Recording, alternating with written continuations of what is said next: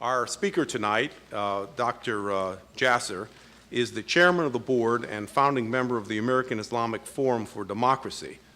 This was formed by a small group of local Phoenix Muslim professionals in March 2003 as a startup think tank in support of the expression of Islam, which is in synergy with American democracy and the Constitution and the clear separation of religion and state.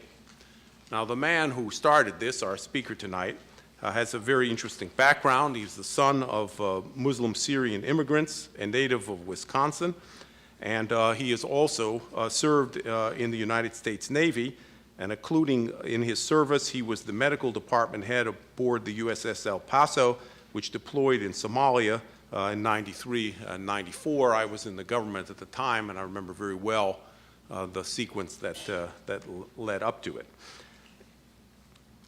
He was also a staff internist for the Office of the Attending Physician to Congress in Washington.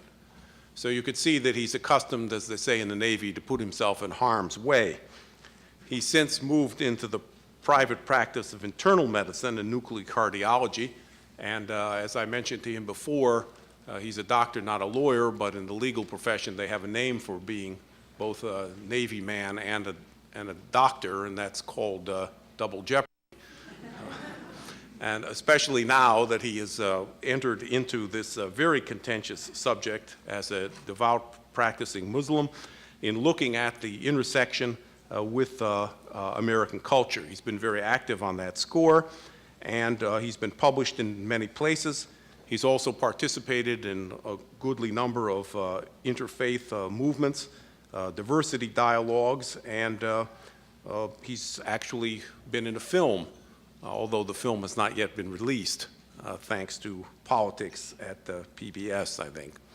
Anyways, Dr. Jasser is a frequent columnist in some of the local and occasionally in the national media, and we're delighted to have him here today to deliver the 12th annual Templeton Lecture.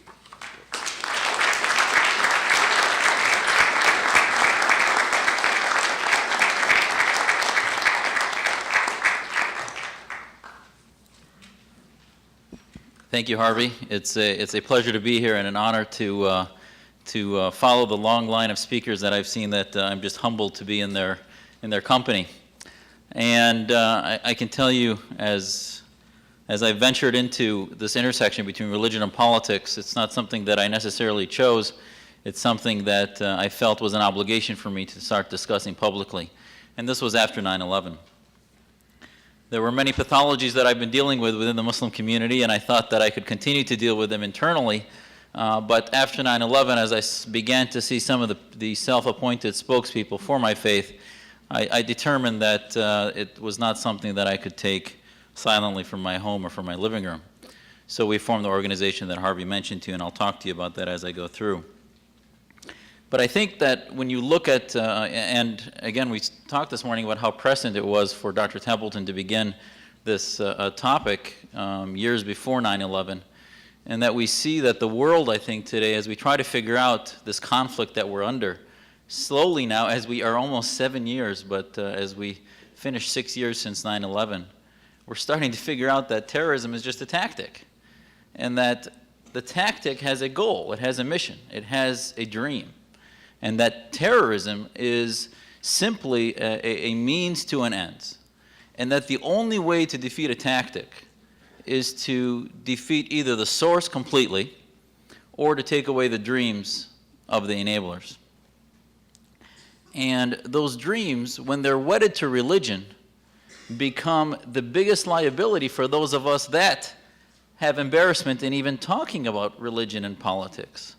So what greater incendiary mechanism to manipulate Western society than to cover a fascistic dream in a faith that is a spiritual path for over 1 billion people? And what better way to insulate itself from criticism than to cover itself in a spiritual path? And that's really the dilemma that many of us have had in the West, Muslim and non-Muslim, is that we have always been protective of our faith, and our Constitution and our First Amendment have guided us that way. And One of my heroes that I've read about and grew to love and admire in my family tradition was always Thomas Jefferson, and that the respect for religion and the protection of the practice of faith is really enabled by our founding fathers, and especially if you look at the Virginia Statute on Religious Freedom that Thomas Jefferson had written, really ingrained in our society a respect for the free practice of religion. And Thomas Jefferson said that the legitimate powers of government extend to such acts only as they are injurious to others. It does me no injury for my neighbor to say there are 20 gods or no God. It is neither picks my pocket nor breaks my leg. And this idea that a person's personal relationship between God and his or her own, and not the role of government to impose upon him, is basically one of the main quarrels that the Islamists and those that ideologically feed the terrorists have with the West. And unfortunately, one of the things I often tell audiences that I speak to is that I think that our first step as Americans is that we have forgotten what it is to be an American. We have forgotten that America's ideology, America as a nation, was founded by people that were escaping religious persecution. And I'll tell you that as we start to look back at understanding our ideas, and that America is not just a flag, America is not our media or MTV or rock and roll or blue jeans. America is an idea of religious freedom and political freedom, and the freedom to be and achieve what you want with equal access to every individual in society. That access is not dictated by wealth, it's not dictated by religion, or by any other immutable characteristic. And that is actually what the Islamists fear the most. And when I talk about Islamists, what do I mean? There are some that feel that Islamist means terrorist. It doesn't. The simple condemnation of terror does not make someone necessarily compatible with American and Western ideals. Condemnation of terror, I believe, simply brings you to the table of humanity, in that you don't believe in the targeting of women and children and non-combatants and ununiformed people in the achievement of a political ends. But what are those political ends? And as I see it, the root cause of terrorism is actually the dreams of the political Islamic State. Now, that political Islamic State, we need to understand what that is. There's the fascistic state that believes in the totalitarian or authoritarian imposition of Islamic law throughout society. And then there's the democratic state of Islam, which believes in parliaments, elections, and discourse and debate. But these two different types of government share the identification of being an Islamic state because the source of law is the same. The source of law they view is the Quran and the tradition or the Sunnah of the Prophet. Now, certainly I use that tradition in my personal life, my last will and testament, my family's marriage, my wife's and I's book of marriage, our contract, marital contract, is all based on religious law. But that's something we chose in our own home. To transfer that into government then empowers clerics to be the only ones really that can have access to law, that can have access to legislation and access to public and legal discourse.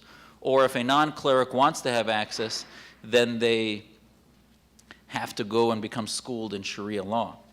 And that is the problem. And I'll tell you, as much as the movement and the Forward Middle East Initiative to democratization is important, I think we're missing the boat if we think that we're going to solve the problems in the Middle East by simply getting them to have elections and parliaments.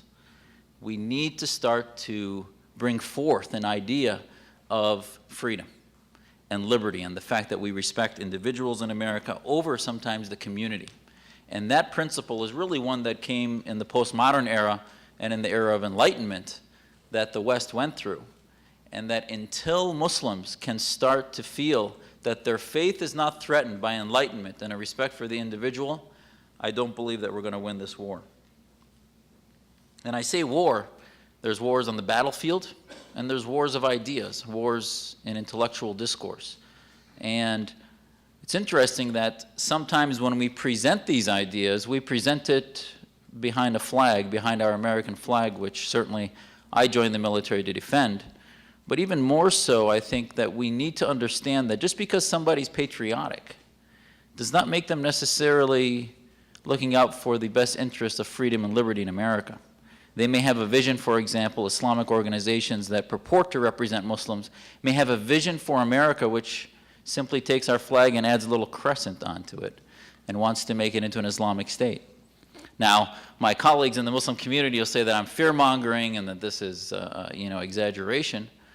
I would ask you to, basically, when you walk away from here, I believe that one of the primary steps to understanding this conflict is to engage the Muslim community.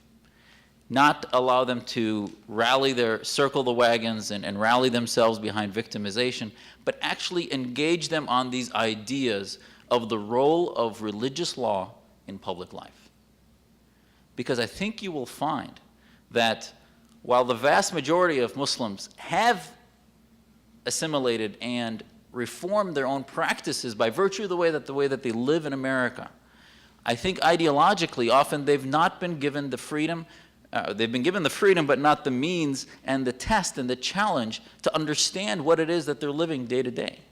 And as a result, if you were to simply go to bookshelves and look at Islamic texts, most of it is pre-14th century.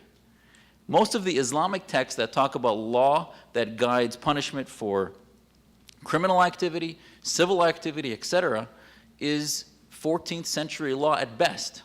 Could be 11th, 12th century. And that's why you see a lot of corporal punishment, severing of hands for stealing, which is still part of Saudi law. You see the stoning of women that you see as part of violation of marital laws, etc. This to Americans in the West is barbaric. And yet the religious law hasn't been reformed or advanced to get to the 21st century. So am I an expert in these things? I'm proud to say actually that I'm not an imam. And I think that that's something that should, at this point, unfortunately, in many ways, it gives me credibility, because I think one of the primary problems with Islamic Reformation issues is the clerical leadership and the imams. Just look at culturally. If you talk to a Muslim family, most of them will want to sit down after you tell them that their son or daughter may want to go into theology and study becoming a cleric or an imam. It's not of the same tenor or value to a family as wanting to study medicine or law or engineering. So clearly, the intellectual hold upon religious theological discussion of jurisprudence in faith has been given over to less than the intellectuals in society, and that's one of the problems. If you look at my story, as Harvey mentioned, my family came to America not for economic reasons. They came here for ideological reasons. They escaped Syria. My grandfather had, after the French pulled out, tried to be part of the democratization of Syria, and actually they did have a democracy there for a few years. And then, unfortunately, as we saw in many Middle Eastern countries, coup after coup happened in the early 50s until finally you had the establishment of the strongest military coup there by the Baathists, and ultimately Hafez Assad took power. I cannot underscore enough how much deeply wedded there is a relationship between the secular dictatorships of the Middle East and radical Islam and the Islamist threat in the world. They may seem to be diametrically opposed entities, but if you look at the history and the evolution of radical Islamist or theocratic movements, it has been an equal and opposite reaction to the dictatorships in the Middle East, whether it's from monarchies in Saudi Arabia and the Wahhabists that came out of them, or it's the dictatorships in Egypt with the Muslim Brotherhood, or in Syria with also elements of the Muslim Brotherhood that also fed Hamas in Israel, and you'll see this in Iran, etc., with the Shah initially in power that then empowered the radical Islamist movement. All of this is very symmetrical, and that's why you will not solve, I'll tell you from generations of family that have been fighting for democratization and anti-theocracy in the Middle East, that you will not be able to modernize, to bring Islam into modernity without the removal of many of these governments. Now, do we need to do it militarily? No, I don't think so. We changed Eastern Europe without invading any of those countries, and we defeated communism without invading Russia. But we need to turn our attention to it. We need to turn our attention to the dissidents. We need to turn our attention to those that believe in freedom and liberty, not only democracy. I actually think that in the short term, if we wed ourselves to democratic movements only, we may end up seeing ourselves usher in parliaments that are based on Quranic law and actually have facilitated the establishment of Islamic states. That in the end of the day may in short term be more peaceful to us from a strategic standpoint. But in the long term, I think it'll end up dividing the world into a triangular fashion of China, Islamic states, and the secular Western states. Basically, that's the conflict. The conflict is between what is the source of law? Is it the Constitution and natural law versus Sharia? Or the conflict of the lay individual versus the clerics? Or the conflict of the individual versus tribalism or Muslim collectivism?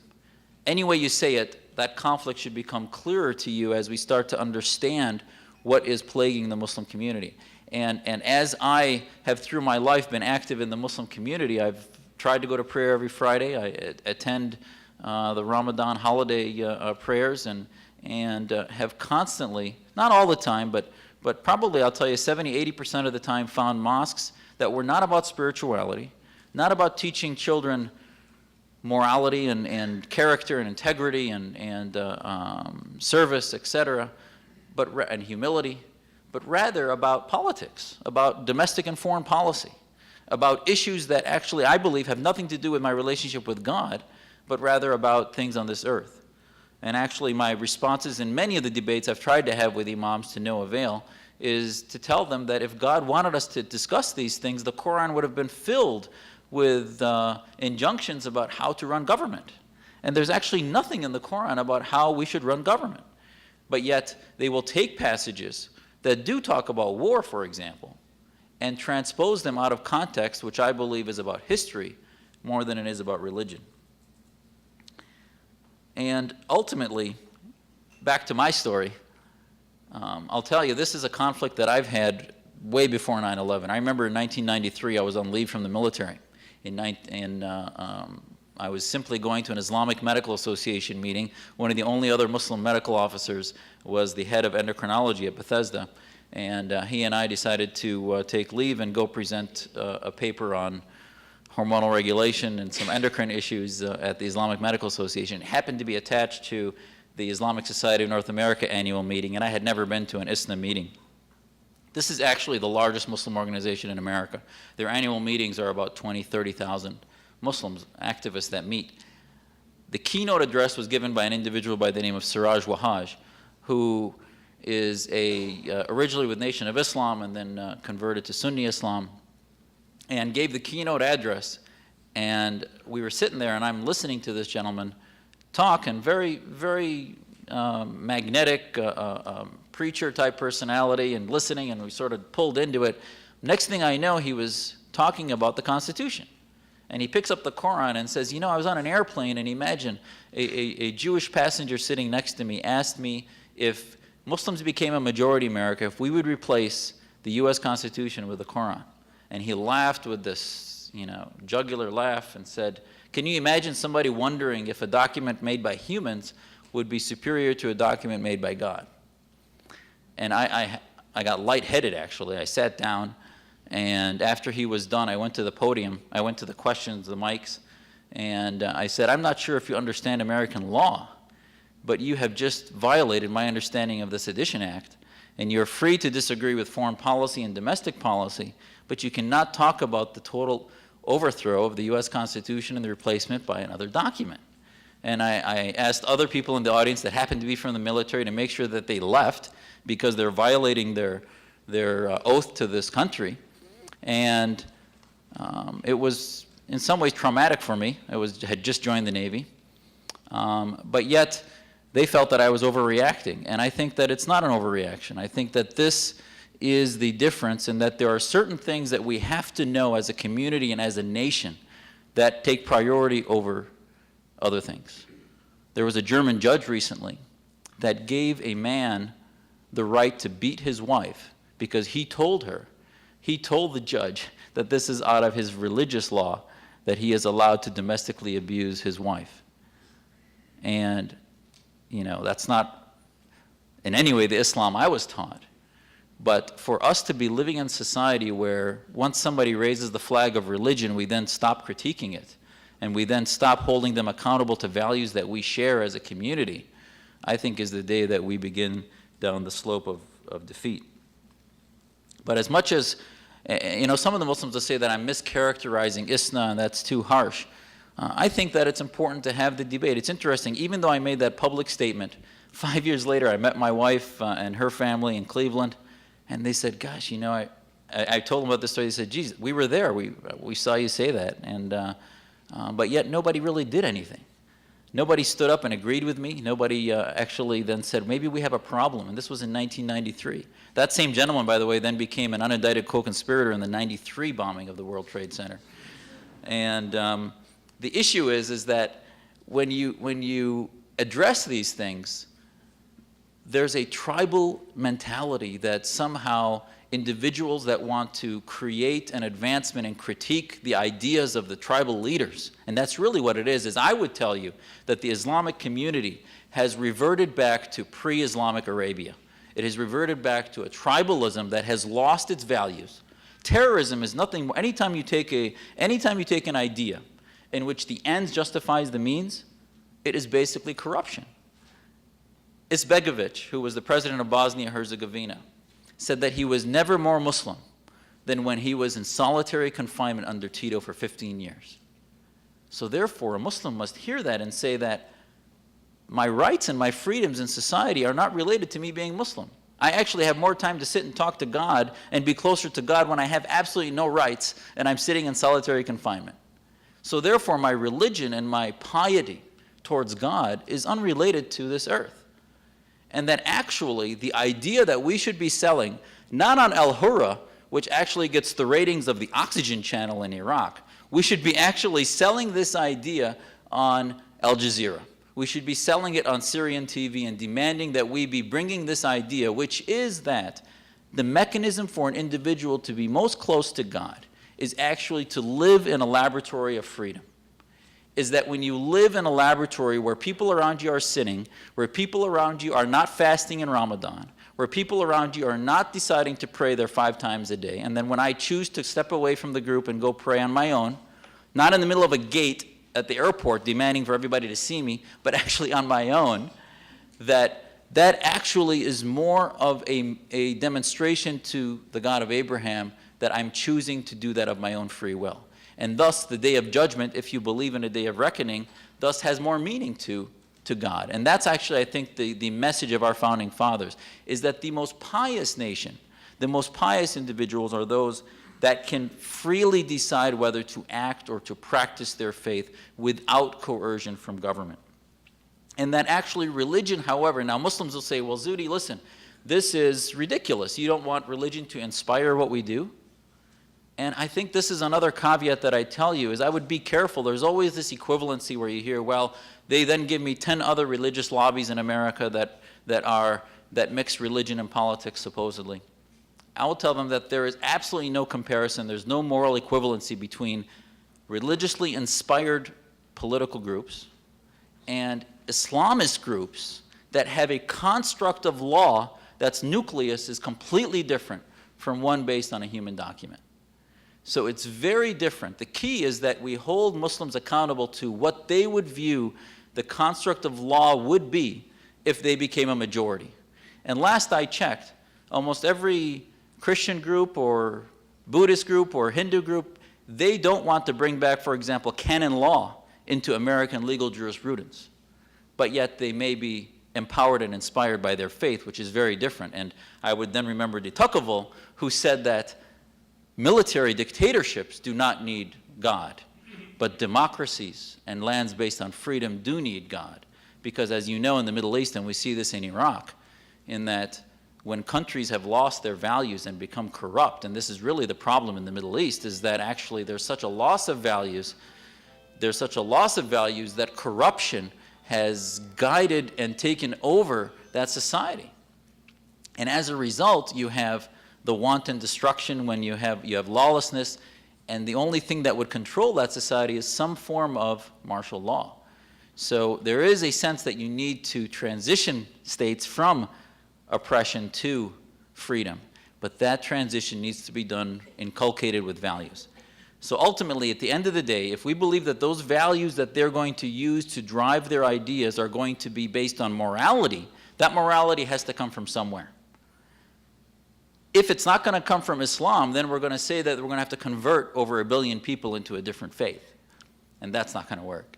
So then we're going to have to say that that source of values is going to have to be their faith of Islam that we believe is a message from the God of Abraham to Muslims.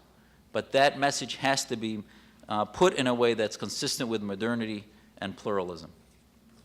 In the last few minutes, I want to leave you with a few thoughts on what do we do as a Western society within our community, and then what do we do, especially non-Muslims and other organizations, to help this process along and move it along faster than the 500 years of stagnancy that we've been under. First of all, as far as in our own societies, I would tell you that we need to be cautious about putting up the roadblocks to parallel societies, parallel courts such as Sharia courts, where Muslims are given the freedom, quote unquote, to set up their own legal court system. And that may be part of something that you may feel is appropriate for America, is to allow them to have their own court system. But I would tell you that that would become an incubator for Islamism and actually radical Islamism, because what happens is, and if you look in Canada, they tried this. The most vocal voice against Sharia courts in Canada were the Muslim women that stood up and said that if this happens, and they were told by the non-Muslims in Canada that, well, you don't have to, this is free. You don't understand about the Sharia system, the tribalism of the culture. You get swept into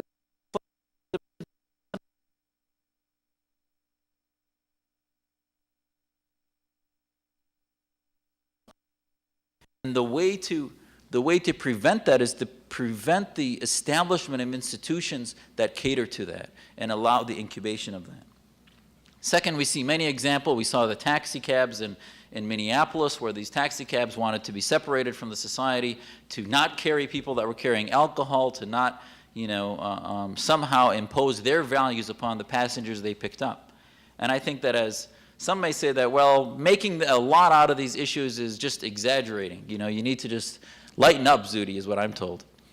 I tell them that, listen, every opportunity I have to demonstrate examples, or in medicine, as we call them, pathognomonic examples of the pathology of Islamism, I will exploit that, because they are doing the same thing. They are exploiting victimization issues. They are exploiting victimization politics to use what we have now been calling lawfare to get us distracted, to sue their individuals that are actually the biggest threat to their ideas, so that we're so busy fighting lawsuits, such as the flying imam case, which I could talk to you about, but to distract us, to actually continue to divide society between Muslim and non-Muslim, and to allow the continued inculcation of the Islamist ideology. A good example is Carver Elementary School in San Diego wanted to take its students and give it a third of them who are Muslim to move the lunchtime from 12:30 to 1:30 so that they could have their prayers. And I wrote a column and on CNN talked about the fact that, listen, many of us grew up in elementary public schools praying and doing our own practices of faith without asking for the entire school to change its time schedule. And that you can step away during a break, you might be a few minutes late, and certainly I would not want schools to prevent Muslims from praying. They should give them the space to pray if they need it, but because that's a personal faith practice. But once that personal faith practice crosses the line into society and starts changing the schedule of the general society, or changing the cost to general society, to the taxpayers, as we saw with the footbath incident, where the University of Michigan was paying $30,000 to install footbaths. I don't have a problem with private funding for that. If they need it, fine.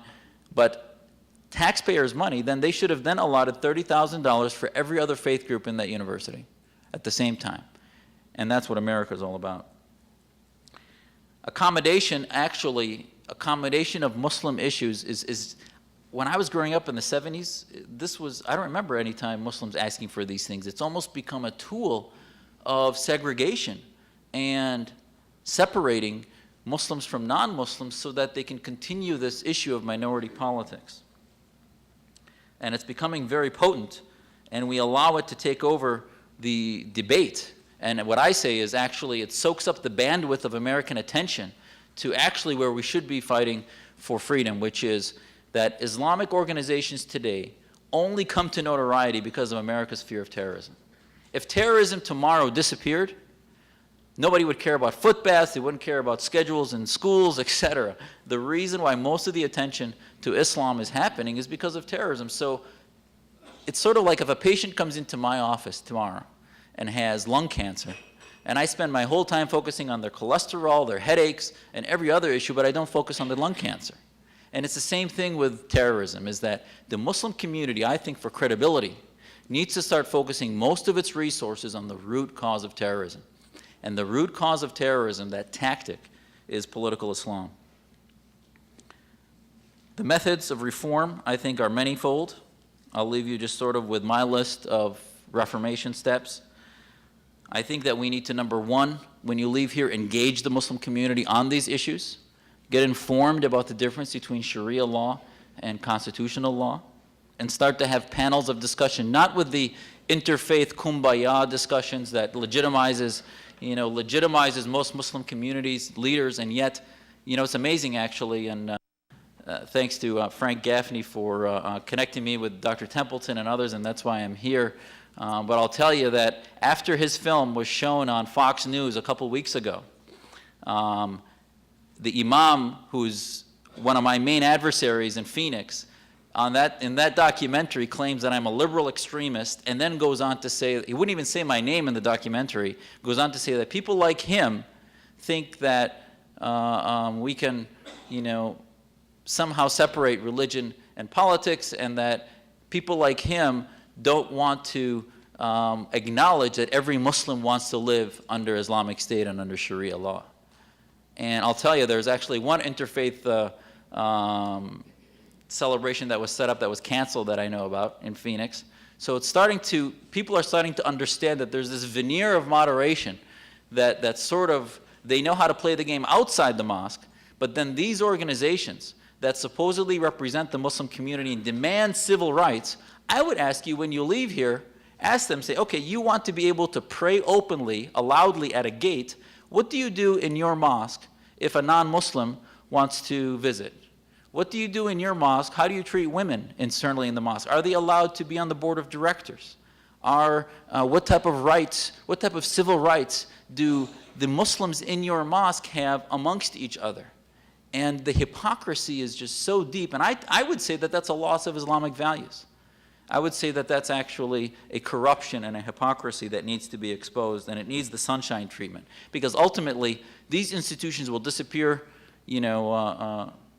faster than anything, that once they start to be exposed to the regular American community that pays attention to hypocrisy. So ultimately, the Muslim community needs to be held accountable to its concept of ummah. Ummah is a word that's very prevalent in the Quran. Ummah in Arabic means nation. It means community, but it also basically means nation. So when an imam talks about ummah in Arabic and in his sermons, that's a threatening concept actually, because you then wonder at what point does an American Muslim follow the needs of the Muslim nation versus the needs of the American nation to which they are a citizen. And that, what I would say, the Muslim community needs to de-ummatize itself to really circumscribe the mechanism by which the ummah is important. And I would circumscribe it to our study of theology and learning about the Quran and Scripture, to charity, that obviously all of our faiths need to be able to give charity within our community, socialization. Obviously, marriage within the faith is something all of our faiths try to do.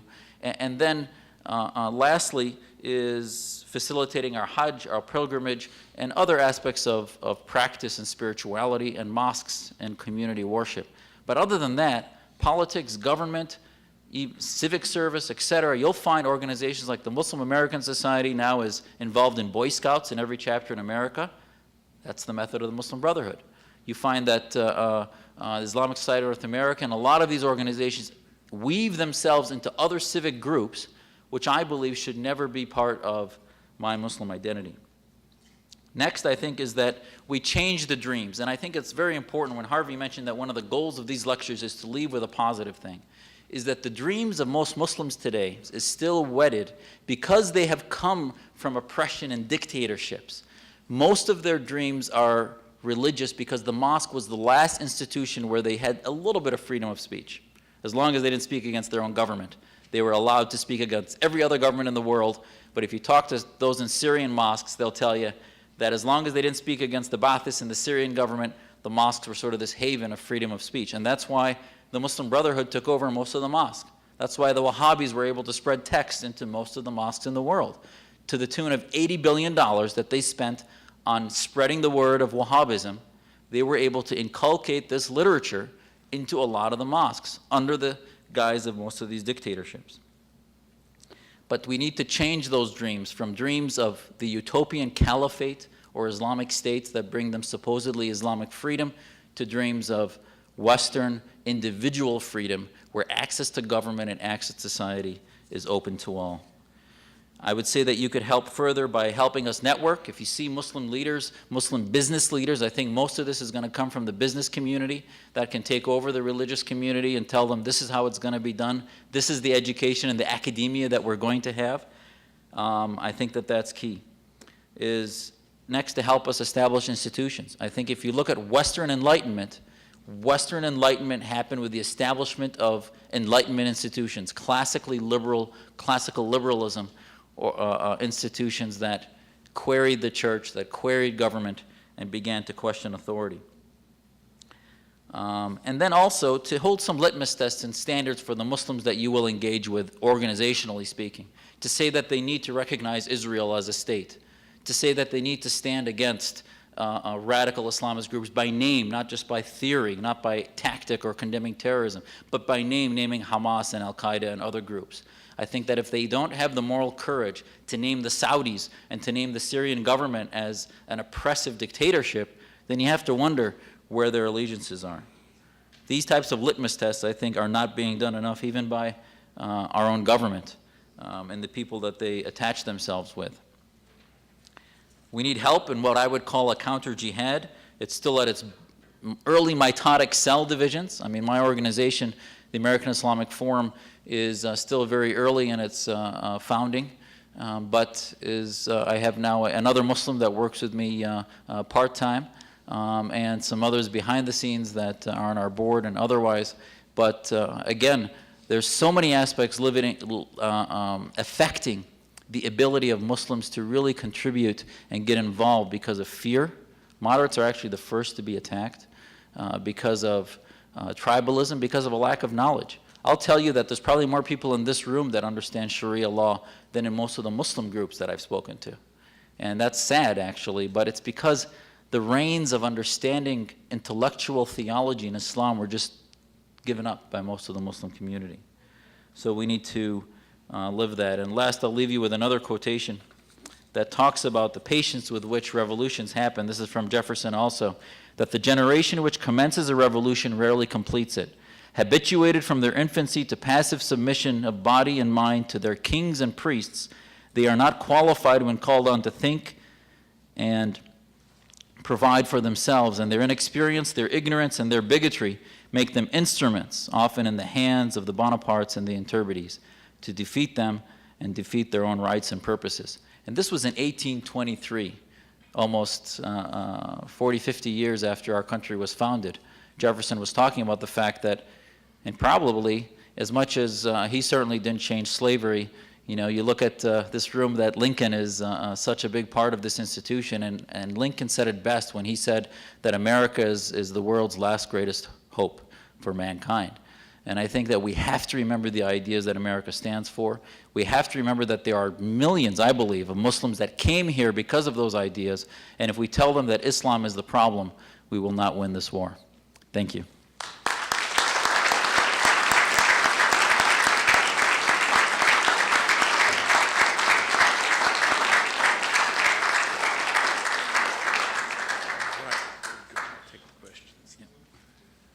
right, we're open for some questions. The usual rule applies. Got a question, ask it. Got a speech, don't give it. And I'd ask you to approach the microphone, and you can identify yourself, so if we don't like the question, we won't invite you the next time. Ronald Ziegler. Doctor, the magnitude of the problem of engaging, the Pew Trust poll, 25% of United States Muslims sympathize with suicide bombing. Were you surprised at that result, and how has that attitude affected your efforts? I think there were a lot of positive things too, but the negative things did jump out at me the most. Is if you do the math, 26% of those under 30 in that poll sympathized with terrorism, and actually, what worried me the most is 40% of Arabs in the poll acknowledged that Al-Qaeda exists. So that tells you that 60% are still wallowing in conspiracy theories. And if there's any message in that, it should tell you that what most of the Arabic American community and the Muslim American community are watching is Al Jazeera, is that they're not watching our media, and that they haven't engaged with American, and one of the things I tell them is when Abu Ghraib came out, and gosh, if you watch Al Jazeera, which I do with the right medications on board, is, I'm kidding by the way, is you realize it's a psychiatric experiment in propaganda. They re-show the same images in very different ways, and it does change ideas, and it changes perceptions. So we need to figure out, America is, if there's anything we're an expert at, it's campaigning. But yet, one of our greatest campaigners, Karen Hughes, went to public diplomacy and basically did very little in that I think fairly, it's a fair critique to say that we haven't changed that many hearts and minds. And it's because the tools that we're using are not on their playing field, we're using other ones. Then they're still propagating their conspiracy theories.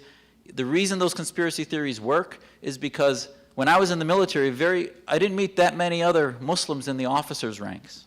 Certainly in the enlisted there were quite a few, but in the officers' ranks there weren't that many. So when they're over the hookah or in the mosque talking about Islamic, Arabic, American foreign policy, the stereotypes and the conspiracy are going to propagate because not one of them has met government officials in a active co-working kind of way. So there's still a lot of segregation, and that's how conspiracies continue to flow. The ideology, I think, is important too, and that's where I think that when 26% of youth, corruption is pretty rampant, and they haven't really learned, I believe, Islamic values. So to them, if they have a political grievance, why not excuse terror? Because it's a means, and that tells me that corruption and moral courage from Islamic leaders hasn't been heard. Yes. First of all, thank you very much for being very frank and being willing to say what so many others are totally unwilling to say. And you are probably risking your life in doing so. If you have not been threatened, I'd be very, very much surprised. But you're trying to make the plea that Muslims on their own, as things stand, can be persuaded that they can accommodate to the modern world. However, the history, the text, the Quran, the Hadiths, the Sirah, do not give them very good persuasive arguments. I've read 20 books at least, one of which I got as a result of a lecture here, that when they examine all the text, they say, gee, these people, as long as they accept the Quran and the Hadiths and the Sirah, cannot reconcile it with civil law, the modern world, which is the key of your reconciliation. How all the texts say you're apostate. And how can you convince the world that you are not apostate, that these wackos, they're called wackos, but they can quote all the scripture, all the history, all the four schools of Islamic jurisprudence, everybody from the 7th century to today?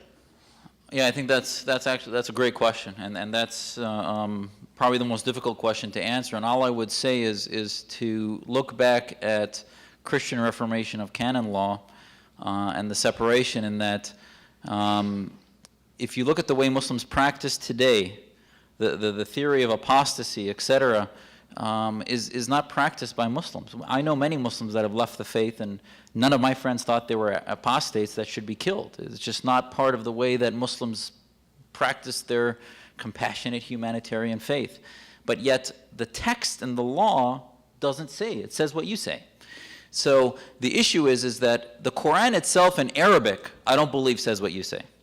I believe, for example, if you take apostasy, actually, the only passage that comes close to defending apostasy and the punishment for apostasy is one that actually, I believe, has context of military allegiance. When I was in the Navy, when we were in Somalia, if I decided to tell my CEO, sorry, you know what, I know I have a 4-year agreement, but I'm leaving. You know, I'm done. I want to go back home. You can't do that in the military. You're told that you sign an agreement, you have either an unauthorized absence or you're a deserter. And desertion, actually, even in today's free world, has very strict punishments. So most of the rules of apostasy that come from Sharia are actually inappropriately extrapolated from rules of desertion of the Muslim military at the time of the Prophet. If you take away Muslim military desertion issues, it should be completely freedom of conscience, and they were mixing the Prophet's hat, where he wore the hat as the head of state, general of a military, and also messenger and prophet. And I'll tell you, there is no examples that I can give you of the ideology that I'm telling you today, other than the fact that Muslims need to think out of the box and use Western enlightenment as an example of how these societies are better than societies driven by religious identity specifically.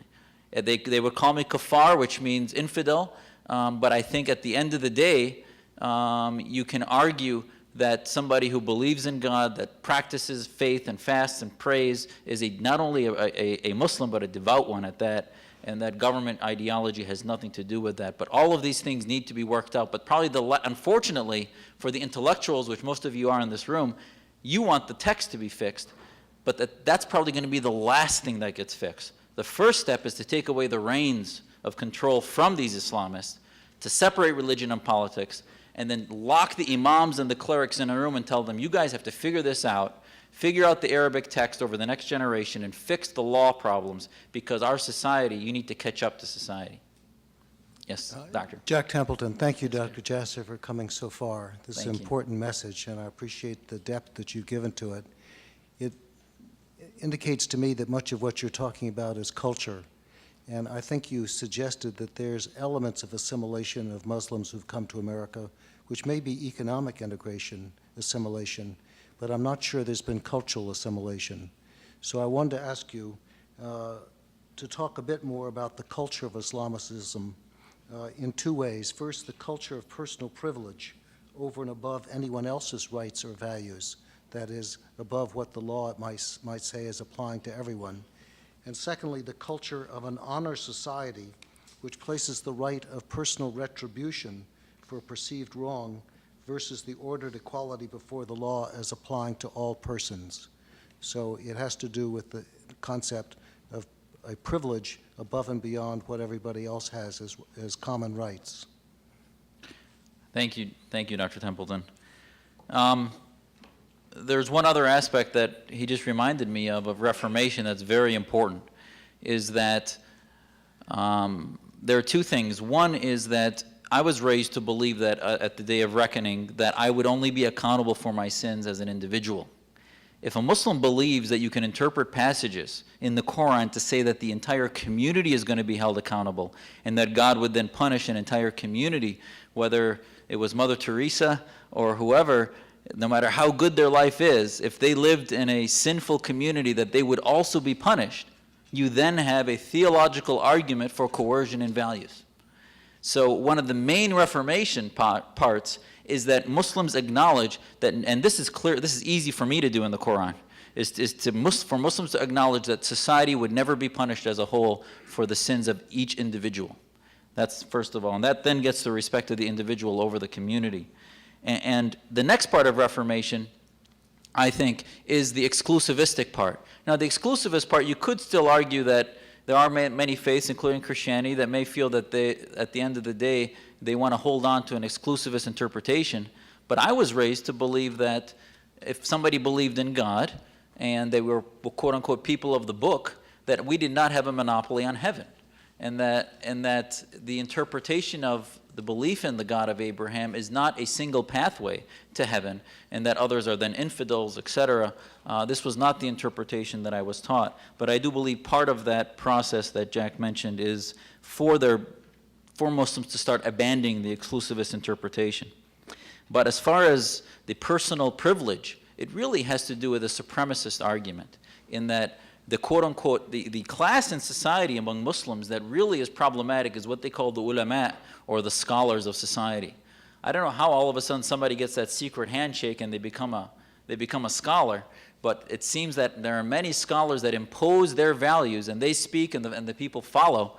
And I remember when I was young asking my mom, I was like, how did this guy all of a sudden become somebody who can decide how I interpret my faith? It didn't make sense to me, but that secret handshake of personal privilege is a tribal thing. It's really part of the tribalism.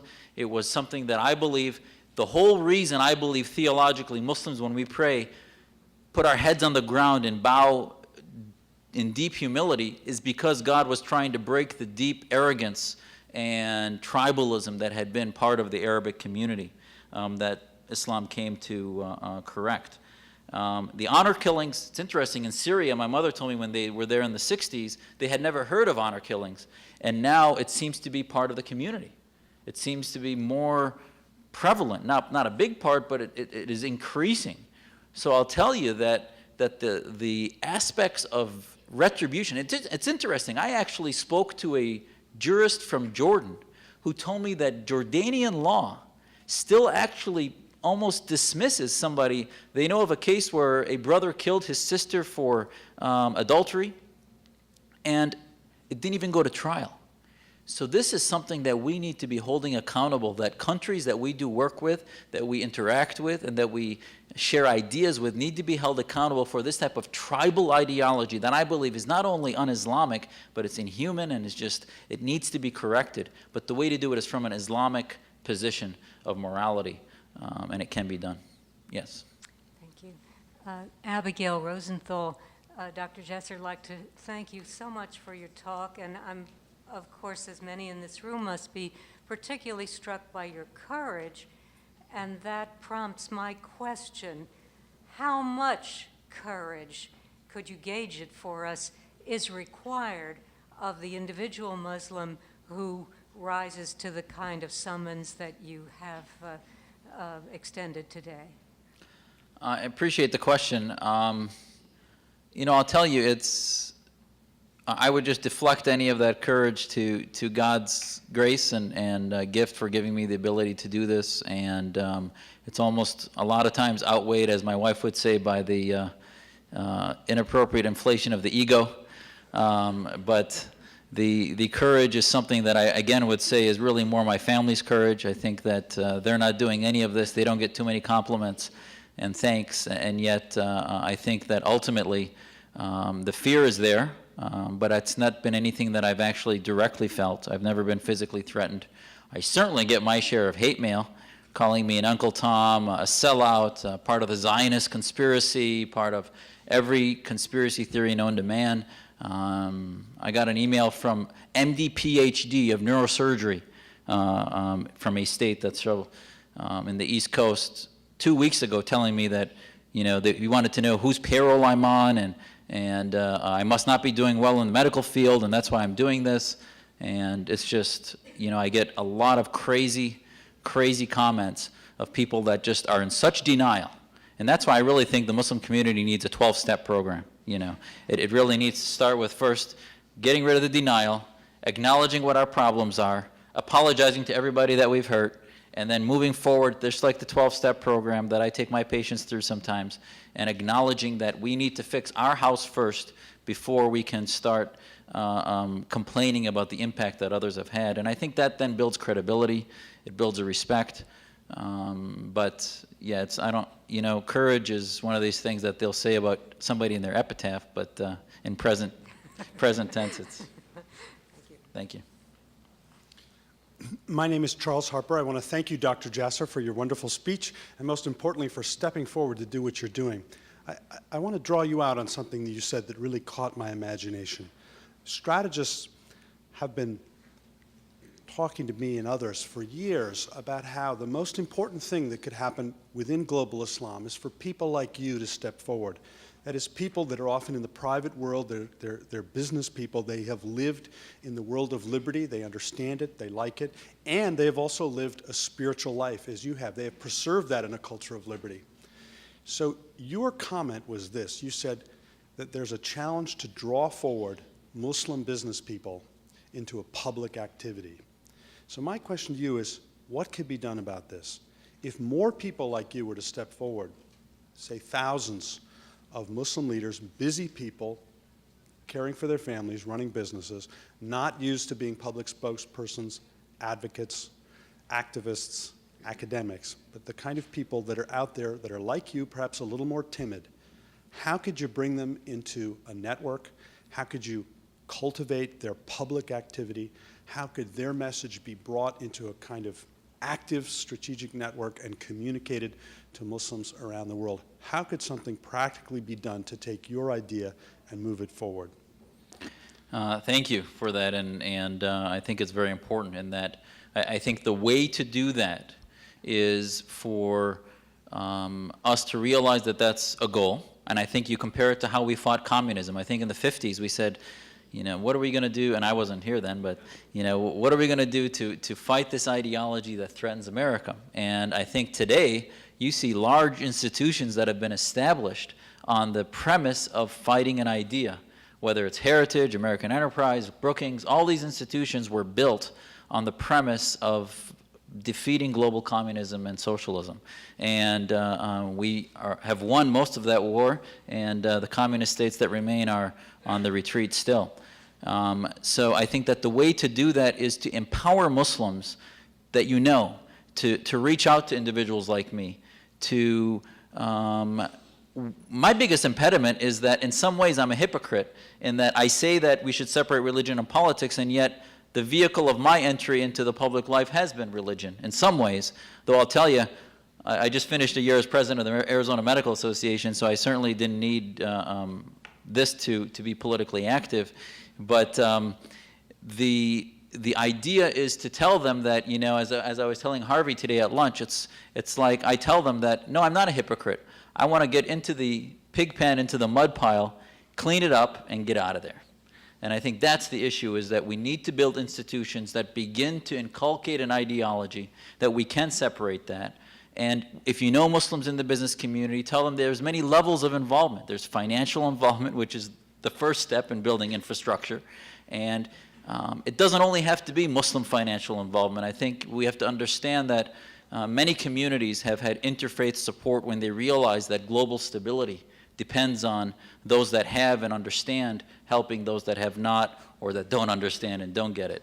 So part of it's financial. The next part is a network and connecting individuals together. The next part is creating debates and forums to raise these issues. But there's only so much feelers that I can put out to wake up the Muslim community.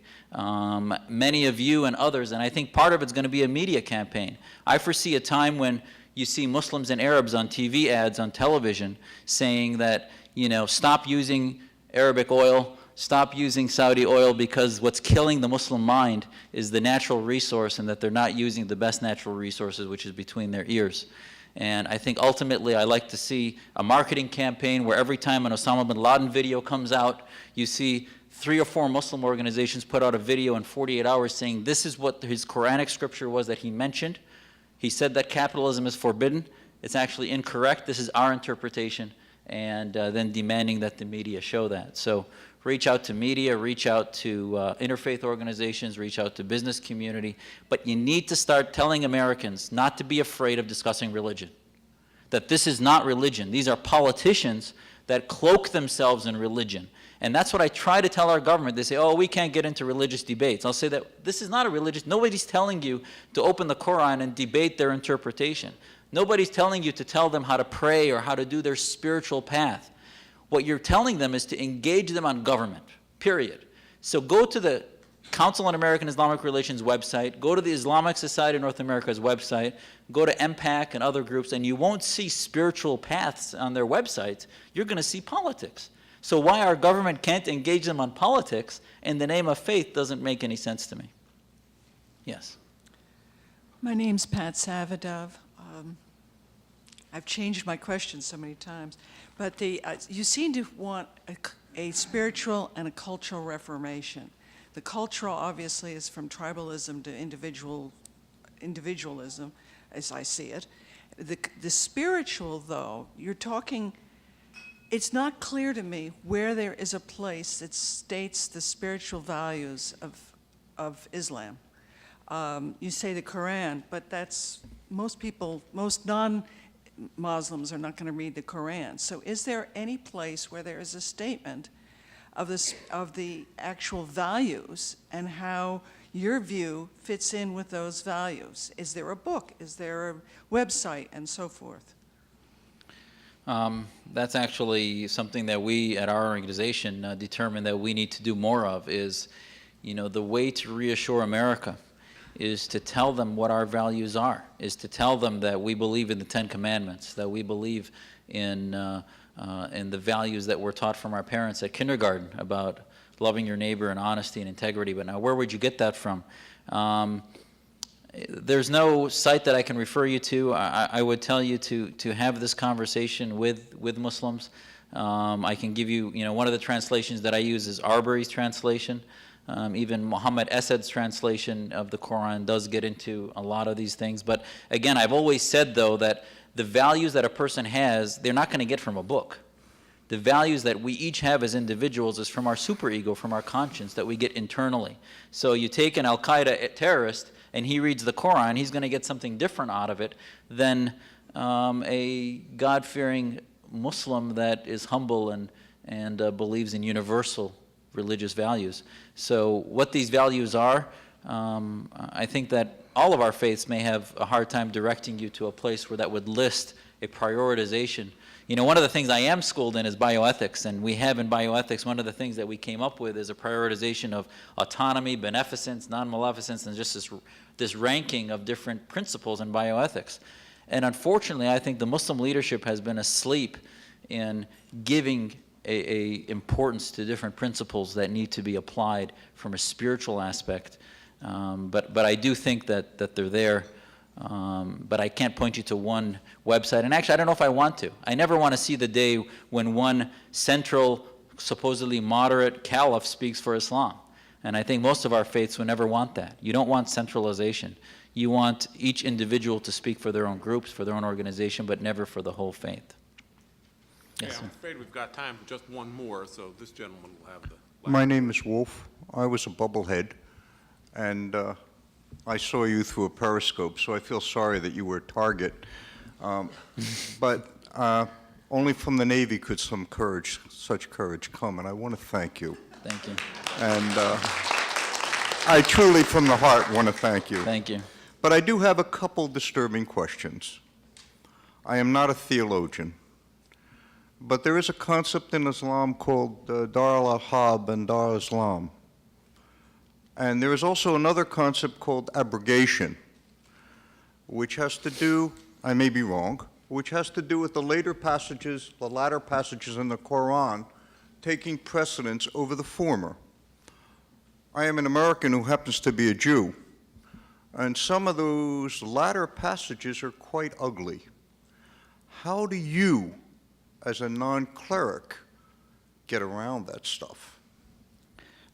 Good questions. I see quite a bit of that on the internet, on the blogs and things like that.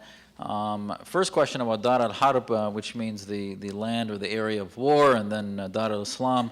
Again, this is the problem with today's world, is that we are dealing in 7-second sound bites or 2-minute sound bites, and to answer that question appropriately needs a whole course in Islamic history.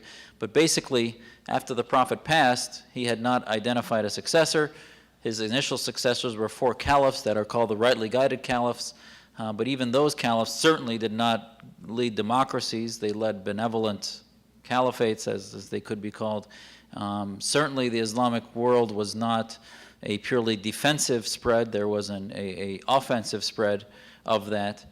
But if you believe that the Prophet Muhammad was moral, which I do believe, and if you believe that the caliph, such as Abu Bakr, was a moral person, then you would believe that what they called the intifah, or the opening of society, which was their reason to invade and to spread Islam, that was done preemptively.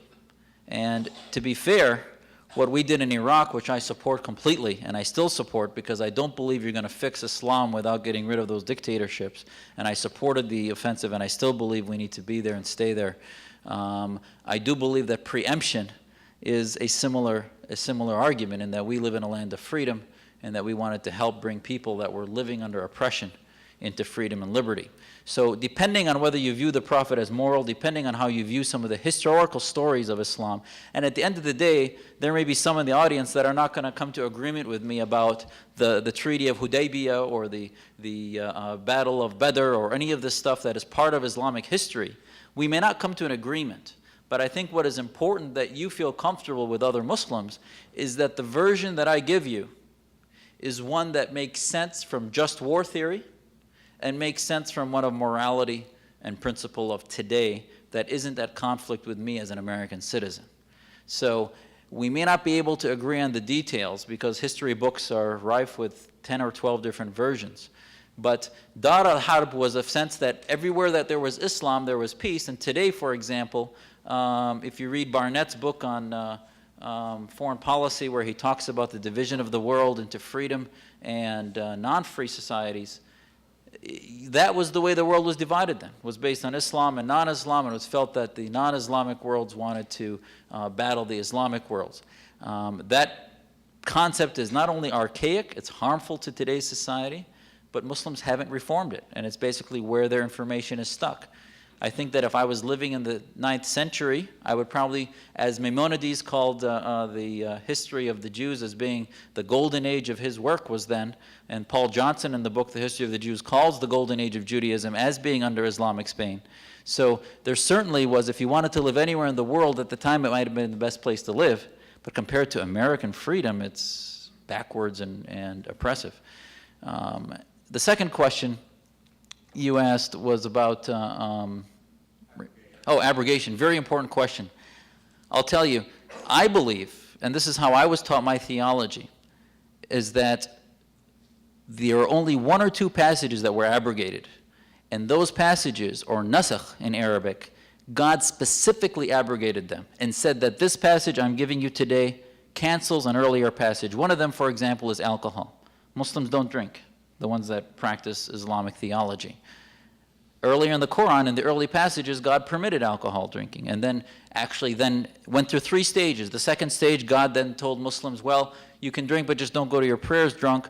And then later, there's the last passage, he says, you've failed me, you're 5 times a day, that your daily prayers that you do, you're not doing appropriately, so you need to stop drinking, and he forbade wine.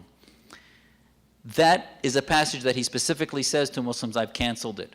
The concept of abrogation, and what you're saying is correct, in that the last passages of Islam before the Prophet passed were the ones in which he discusses the permission to militarily fight the pagans and their return to Mecca. And in that return, there are some passages that says, fight them where you find them, and if you're given permission to do that. That is what I still believe, through just war theory, is a permission to fight as a last resort. If they don't come out of their homes, if they don't fight you, if it's a self-defense, etc., etc. But that doesn't abrogate all the previous peaceful passages before it.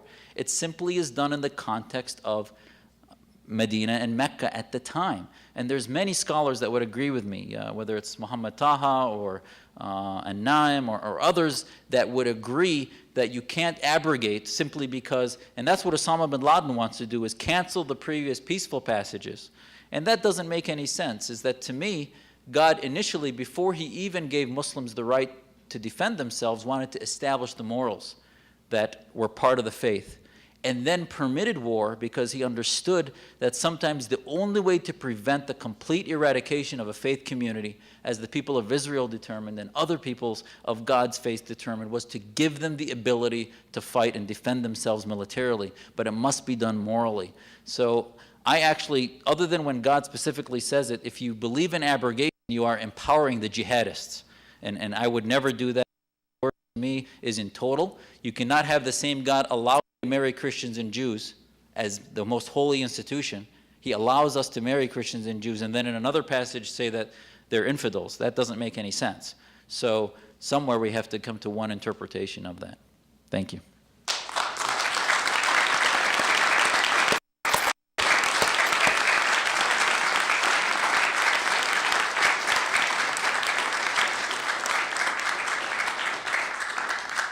I think we can all agree on the interpretation that we've had a splendid afternoon and evening with Dr. Jasser, and we're now at the end of the 12th Templeton lecture. Thank you for coming.